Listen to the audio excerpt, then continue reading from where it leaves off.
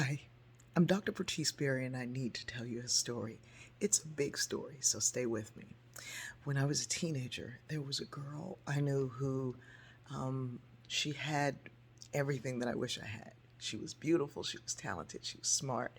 She had both parents, they had lots of money, they gave her whatever she wanted, and she was an only child, so she really got what she wanted.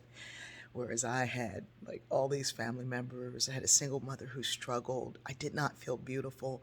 I did not feel smart. I did not believe that my talent would do anything to take me beyond because I was surrounded by people with talent. And so something about this young woman who just was had everything that the world could want.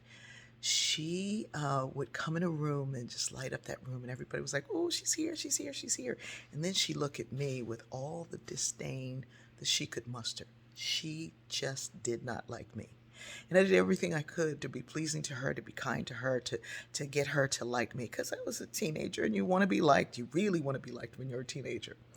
And it didn't matter. She just was decided that I was her enemy. And one day I asked my godmother, Nana, why is it that she just hates me every time I'm around? She just turns up her face and says all these mean things. And why is that? And she's nice to everybody else. And my godmother said, "Oh, she sees your light and you don't. She's just a beauty thief and she's jealous of you." And I was like, "Well, what does she have to be jealous of? I don't have anything." And she said, "It's not what you have, it's who you are."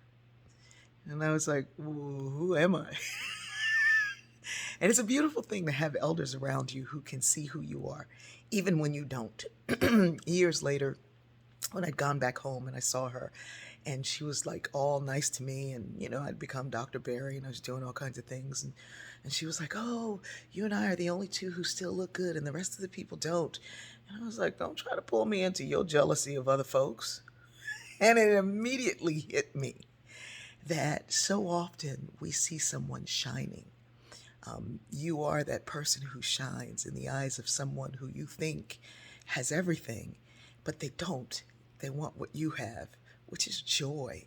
And sometimes it's difficult to see why people would be jealous of somebody who's joyful in spite of. And that joy is like an arrow on your back or on your forehead to those who don't have joy. And very often they'll try to pull you into the jealousy that they have of somebody else. Recently, somebody tried to pull my daughters into their jealousy. They were like, I bet she gets on your nerves. And my girls were like, if she do, we ain't telling you.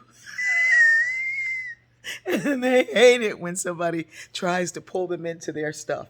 They're like, why, if you got something bad to say about her, why would you tell us? We're the last ones to tell. And I said, well, because sometimes people think that if you haven't become what you need to be, that you can be pulled into their mess.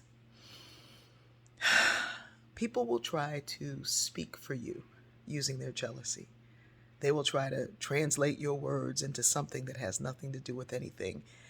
And I read a comment this morning from someone who said that after a bad marriage, she realized that her husband was trying to take even her stories. I don't know why people are the way they are, but I'm going to tell you right now, your stories, your library, is the most important library that you need to tend to. The stories from there are the most important, most beautiful, most amazing stories that you will ever encounter.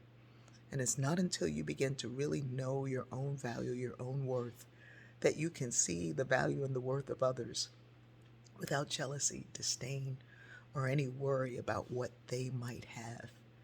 I love you, and I know we're going to get there, but we've got to drop this need to be better than somebody else and just really focus on being who we are meant to be. I love you.